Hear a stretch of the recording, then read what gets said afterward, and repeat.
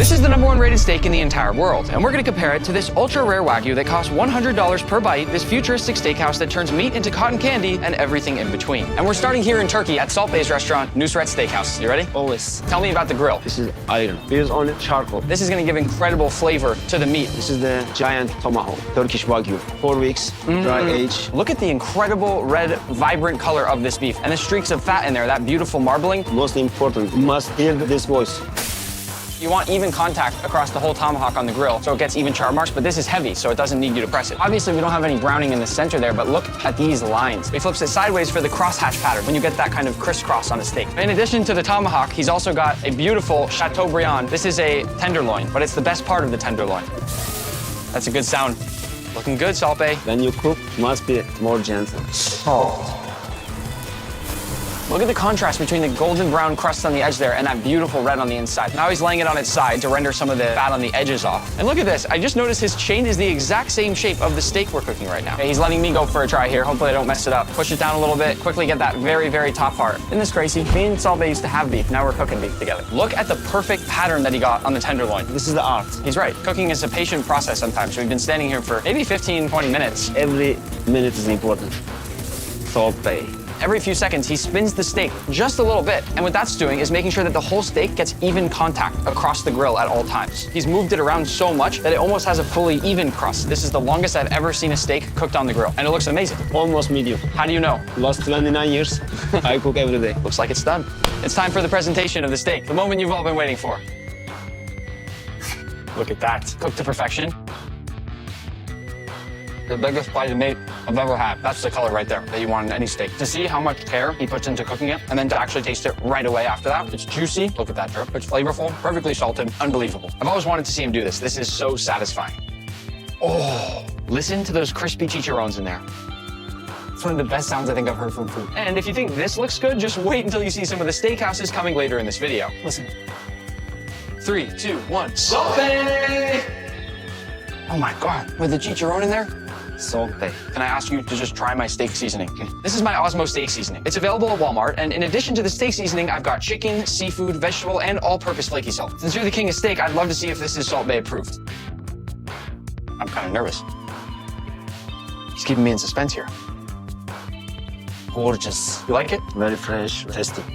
Salt Bay, one of the best bites of steak I've ever had. Our next stop is a Michelin-starred steakhouse called Cut, and here we're gonna try the rarest steak in the entire world, Japanese Kobe beef. It's so rare that each cow actually gets its own official birth certificate. Oh, and this is my friend Eric. He's gonna be eating with me. How's it going, guys? Why would you wear Crocs? I told you multiple times this was a fancy restaurant. You can take the man out of the Crocs, but you can't take the Crocs out of the man, am I right? I feel like I'll regret introducing you to the head chef, but I'm gonna do it anyways. Nick, nice to see you. How's it going? How are you? I am looking for the dollar menu. Not here. This is what we're going to be enjoying today. This is the real deal Kobe beef. All Kobe beef is Wagyu, but not all Wagyu is Kobe beef. So it has to meet a certain criteria. To be eligible to sell it, you have to have this certification. It's about $100 an ounce. I've had people cry after they've taken a bite of this. What are we about to experience? You know regular steak, right, Eric? Yeah. Well, if you jump a few levels above that, you get Wagyu. Very fancy Japanese beef. But then above that, there's this very small amount of absolutely perfect Wagyu that qualifies as Kobe beef. And this is considered the best steak on the planet. It's like Big Mac, but 10% better or something like that. No. What I love so much about Wagyu is every single cut is different, like a snowflake. One of the other things that makes it so expensive is you're trimming off so much of these different parts to get to the core of the Wagyu. This one little piece right here is about $25 worth of Kobe. Look at it compared to my head. What are you gonna do with this? The cool thing about Kobe beef, you can do whatever you want to it, and it's not going to suck. So are you thinking like chicken McNuggets? The whole space back here is hot. Like, it's not just this, it's like the entire kitchen is like scalding hot. It makes me angry back here. I just want to do a quick challenge and see which one of you can hold your hand over the grill longer. Eric versus Chef. 3, 2, 1, go.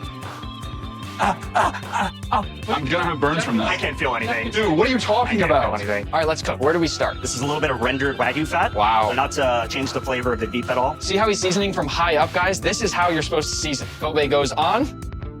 The smell is insane. Do you feel like a high level of responsibility cooking this meat? 100%. Yeah, I mean, this is something that you cannot mess up. You're saying that to me like I would mess this up. You absolutely would. What's so cool about how they cook this Kobe here at this restaurant is that they're getting the flavor and the grill marks from the charcoal and the wood over here, and then they're moving it over to a plancha to cook it the rest of the way through in a different way. I like it a little past medium rare. It looks so good. You might shed a tear or two. This is going to be the best steak you've ever had in your life. You guys are in for a treat. We're just going to serve it simply with a little bit of salt. The plating is awesome, super simple. Let's do this. Cheers. I actually can't believe that. That's insane, dude. That was the best bite of food I've ever had in my life. This might be crazy, but I want to try with my new seasoning. Our slogan is that Osmo makes everything better. This might be one rare exception where I don't think it's going to be the case.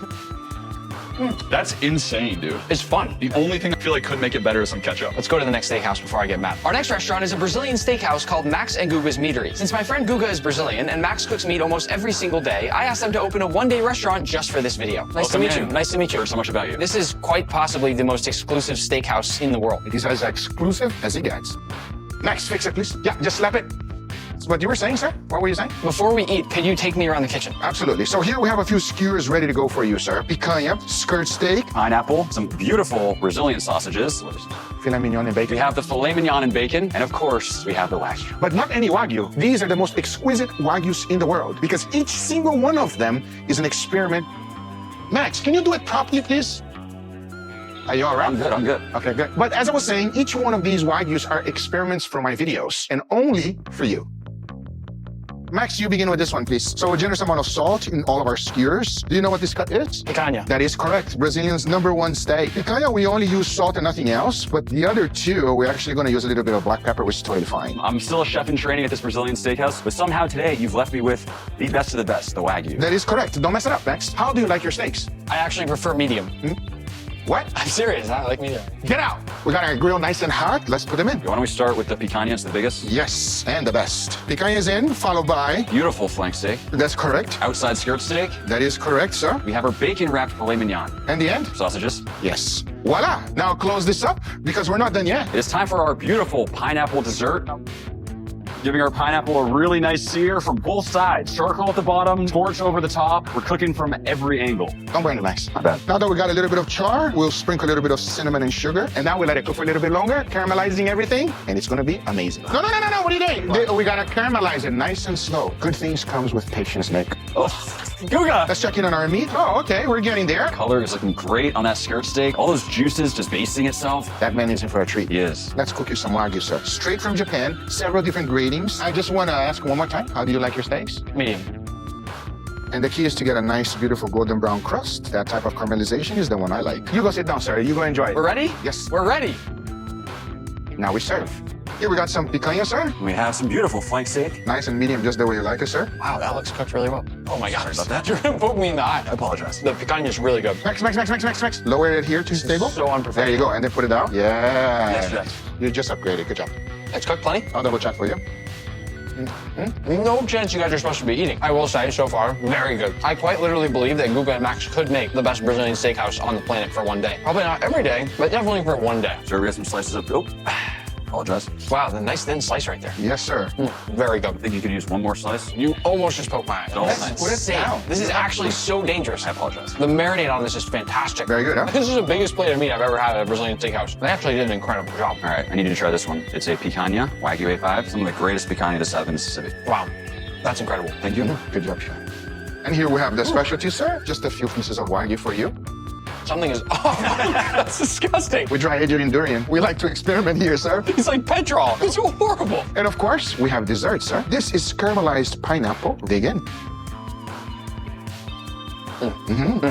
That is exceptionally good. Max and Guga's Meatery. You wish you could eat here, but you can't because you guys are permanently closed right now. At least we made it one day, Max. Our next restaurant is Peter Luger Steakhouse, the #1 rated steakhouse in New York City that's world famous for its dry-aged beef that's served on a hot, sizzling plate of butter. I've also brought along my friend Matt Stoney to help me eat. If you haven't seen him before, he is one of the best competitive eaters in the world. First, we're going to check out their dry-age vault. This room we're entering right now is filled with over $1 million worth of dry-aged beef. And to remind anybody who doesn't understand, the entire point of dry-aging like this is to develop lots and lots of flavor in beef. It smells like a weird cheese. I've never smelled a smell like that before. As we walk down this room, the meat is going to get harder and harder because it's been aging longer. The meat just goes on forever. They just have tons and tons of meat hallways in here. Peek over the top. It's like the coolest view I've had in here. I'm not that tall. You want me to lift you up? Sure.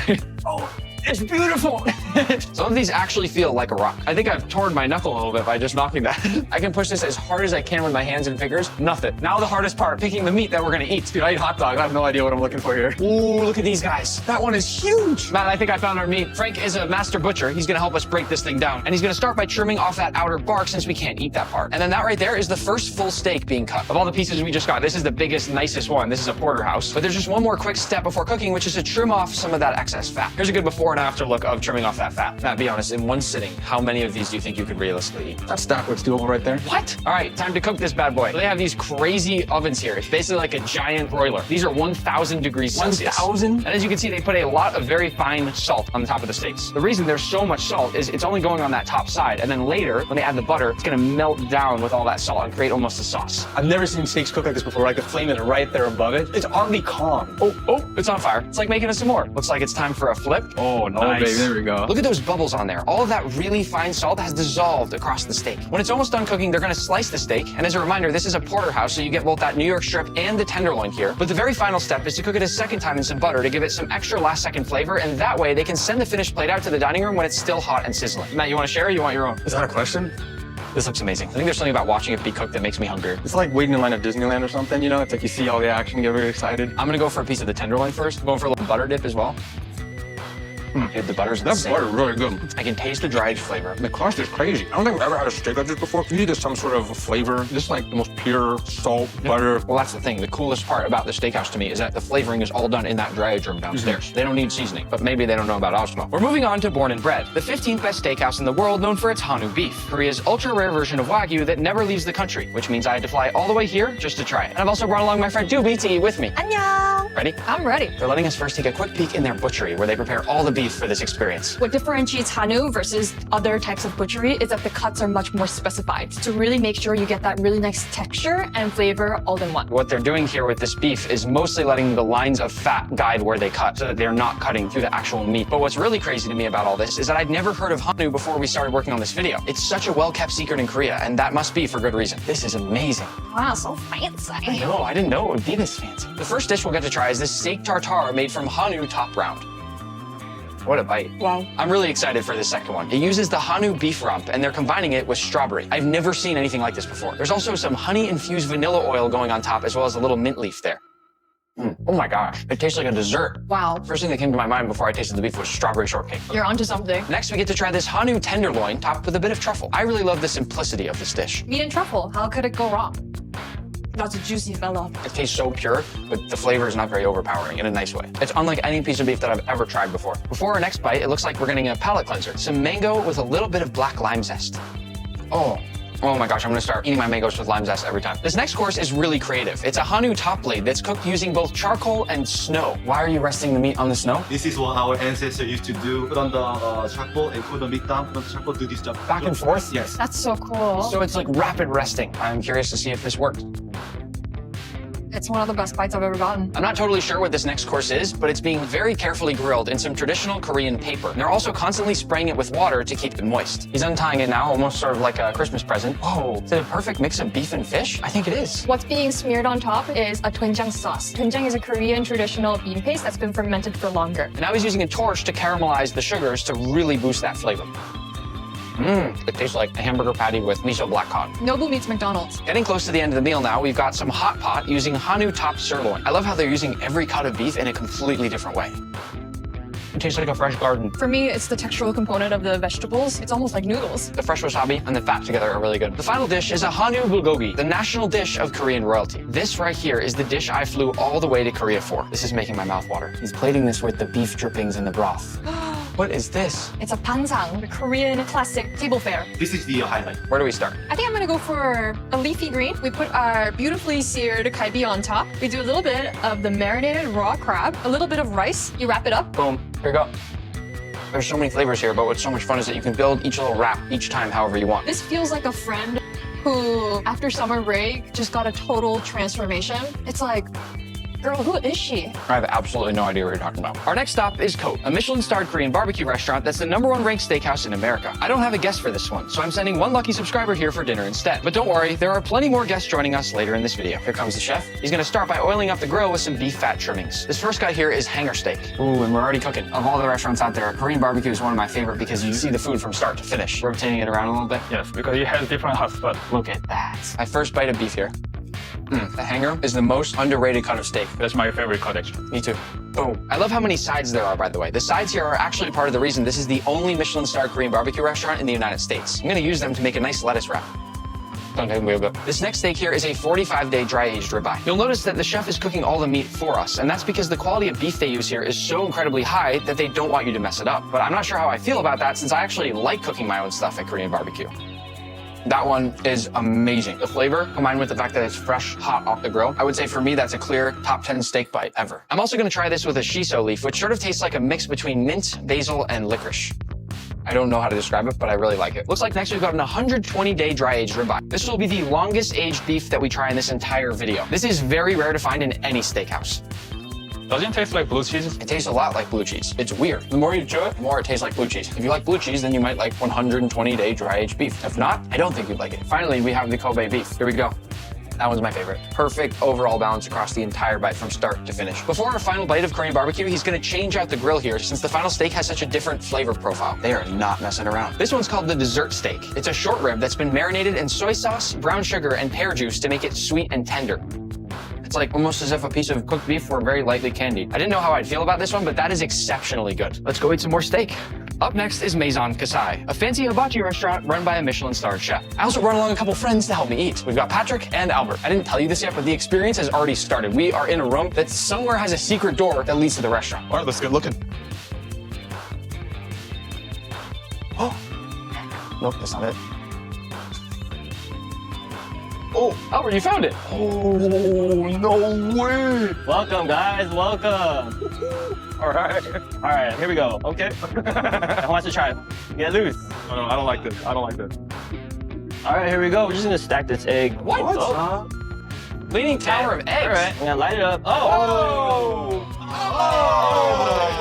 We're gonna start off with some egg. What? We're just gonna play with our food. It's like art. The vegetables for the rice. Is that day-old rice, chef? Week old. Oh, legal.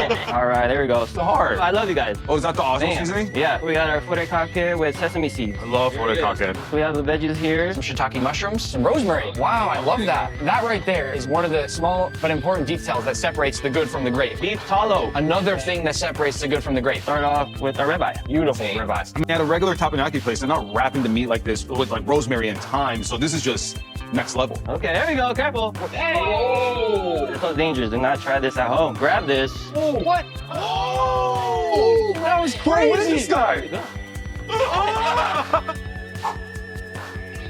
Oh, he got a little bit. Here we go. Let's add more meat. We're the Kobe, imported from Japan. The most expensive cut of meat, huh? Yes. Filet mignon, a little more Osmo on there. Love it. Beef tallow. Add our lobster. Unbelievable. That's an incredible looking lobster tail. Oh. Another one. Oh. We're just gonna light the lobster. Poor guy did nothing. Little train, little train. You know, when I was a kid, that would be my favorite part. It's still my favorite part. There it is. Wow. Whoa. Just. That is so good. That's really incredible. I don't know what's happening in my mouth, but there's a lot of things happening, and I thank you for it. It's like buttery, beautifully cooked. All right, here we go. This is the truffle shaving on the Kobe. Bon appetit, baby. Dang, look at that. It's like a garden with steak. That is so good. All right, yeah. So there we go. I'm just gonna light it up. No There you way. go. Oh, thank you. Can I do a flip with that? Yeah, there you go. No, 100%. Let's head to our next restaurant. No, watch. Up next is Gordon Ramsay's Steak, where we'll be trying Gordon's iconic beef Wellington. And Gordon himself actually sent along a little video to tell me exactly what to order. Hey Nick, it's Gordon. Now I hear you're on the lookout for the world's best steakhouses. Go to Gordon Ramsay Steak. I promise you you'll love it. Maybe try the beef Wellington and then move away from steak and try that incredible seafood platter. Enjoy! I've also brought along my friend Q to help me eat. What's up, guys? First course incoming. We have our hamachi crudo here. We also have our prime beef sliders, prime beef tartare. Where do we begin? I'm gonna try a little steak tartare. That is up there with the top 2 or 3 steak tartares I think I've ever had. It's not my top 3. I don't even know the other 2. Another slider.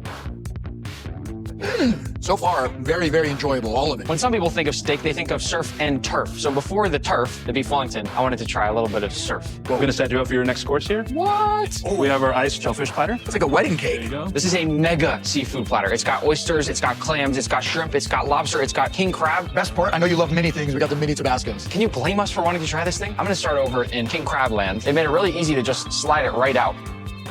Wow. I'm gonna do a little lesson for everybody on oyster etiquette. Give it a little bit of lemon, a touch of cocktail sauce, then slurp, chew it, enjoy it. You take that oyster shell and you flip it upside down. Which indicates that it's empty. I'm gonna grab a shrimp now.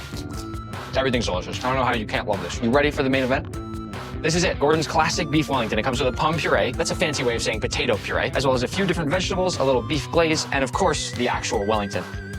Perfection. You'd think it'd be hard to cut because it's beef, but it is like butter. You gotta make sure you get that puree Oh man, it's iconic, it's delicious, it's soft, it's got so many different textures. The crispy puff pastry on the outside and the creamy mushroom puree that's right inside that. And then the beef, of course, is a nice, beautiful, chewy texture. As it all comes together, it's the perfect bite. This is probably my 10th time having one of Gordon's beef Wellingtons, and it is perfect every time. Every single time. Let's go to the next restaurant. We are now in Paris, France to try steak frites, and I'm here with my friend Charles, who's gonna say the name of the restaurant since I don't know how. L'atelier entrecôte et volaille. This is the #1 restaurant in Paris for steak frites, but what really sets it apart is their secret sauce that people fly from all over the world just to try. Bonjour. Bonjour. Oh, very French, your bonjour. This is a typical French bistro. Look at the wood, the mirror, and look also how the tables are really close together. When you eat, you are really close to a stranger. But that's French. This is Antoine. He's the executive chef, and he's gonna take us through how they make their steak frites. He starts off simple by tenderizing the meat just lightly, and then adds a little sprinkle of salt. Listen.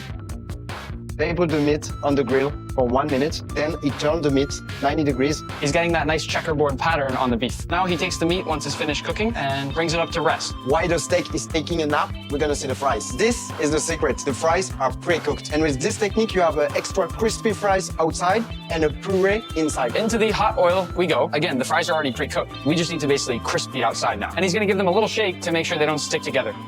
What a great sound. Fun fact, French fries were not actually invented in France. You knew that. Yeah, but I don't remember the country. The last thing to do is toss those fries in some salt, preferably Osmo. Oh, listen to the crunch. You wouldn't think they could taste so different from how they taste in the United States. They taste so different. What makes this restaurant and their steak frites so special is this sauce right here. This took them years to perfect. How many people know this recipe? Only 2 people. And he's one of them. Do you have it? The plating here is simple and traditional like any other French bistro. This keeps the focus entirely on the food and its flavor. A beautiful French bistro just for the 2 of us. Merci. Ooh. Oh, look at that. Very classic French presentation. Fries in the sauce. Oh, the sauce is so complex. Yeah. The first thing that comes to my mind with the sauce is sort of like a creamy French pesto. I know what you mean. I think I taste tarragon too. Yeah. If you look up close at the sauce, you can see how many different specks of color and ingredients there are in there. Do you know you have more than 20 ingredients in the sauce? How do you know that? It's a secret. I'm gonna jump to the meat. Really, really simple. Lightly tenderized, but it's already been aged just a little bit. The sauce tastes different based on what you eat it with. I just take the perfect bite. Steak, fries, and sauce. That's the best bite. It's like a good song. What song would it sound like? Go like black. I was initially almost a little bit skeptical about whether the sauce would be really that good, and it is that good. So maybe you that watch the video, you say, just steak and fries. But steak and fries, perfectly cooked with the sauce, it's an amazing experience. My first ever meal in France, definitely a good one. Et maintenant, tu vas manger une autre viande. I have no idea what you're saying. Our final steakhouse is Bazaar Meat, which blends Argentinian-style open flame cooking with Spanish creativity to serve up some of the most futuristic steak dishes you'll ever see. I've also invited my friend Joe to eat with me. What up? He's a world-famous music artist, and he's got a concert in about an hour, so we gotta go. This is one of the craziest kitchens I've ever seen. This is our grill setup, and it's really, really high. This basically is our main pass. The main pass in a restaurant is the control center. The food comes through here for you to see it before it goes out. Wow. I love how everything's wood-fired. You know before tasting anything that the flavor is gonna be On point. Yeah, another thing before you start eating, guys, I need you to pick your steak. We have Washugu, Rosewood, Akaushi, Stemple Creek. Joe's my guest. I'm gonna let him pick. That one. Perfect. The first dish is a foie gras cotton candy. This looks crazy. Cheers. Cheers. Oh, it's interesting. You have that pillowy, melt-in-your-mouth texture of cotton candy. Then you have the corn nuts, which are crunchy. And then they have this soft and creamy foie gras. Kind of tastes like cereal. Like a foie gras-flavored corn flake. Yeah, kind of. Course number 2, Japanese A5 Wagyu air bread. I don't know if any of you ever watched the Netflix series Chef's Table, but this is the featured dish from that restaurant on that series, and it looks unbelievable. Oh, that's crazy. There's this very light, super flavor-packed cheese foam on the inside, and then the rest is just hollow. That's gonna be hard to beat. This one's called Neptune's Pillow. These are quite literally perfect pillows. You'll notice that it's tuna and not steak. Still think it's gonna be delicious. Oh, that's a 10 out of 10 crunch. That one went right off the charts. Dish number 4, classic steak tartare. It comes beautifully presented like this. With a little movie magic, poof, the beef tartare is all mixed together. You first, please. Tartare sandwich. Who made a nicer sandwich, me or Joe? Cheers. It tastes like a really, really good soft hamburger. Very expensive slider. Course number 5, bison carpaccio. This one looks insane. Whoa, there's so much going on. You get hit with a little spice, you get a little bit of kind of blue cheese, you taste the celery, and the meat is so incredibly thin that it just kind of melts in your mouth.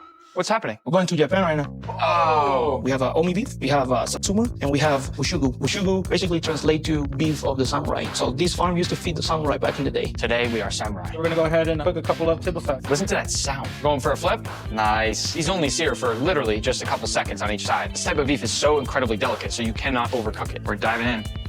That is the definition of melt in your mouth. There's so much fat between the actual meat in each of these bites that it makes it break apart really easily as you chew. I feel like I'm back in Japan. Our final course, course number 7, is an akaushi ribeye, which I'm gonna top with a little bit of truffle. Make it rain. Honestly, like eating steak with my hands. You like eating steak with your hands? Yeah. Then I'll try the same thing. Incredible. Good truffle too. For me, it's the exact level of dry aged flavor that I want. Not so much that I can't taste the actual flavor of the beef anymore, but not too little where it's just not there. Are you late for your show? One more bite.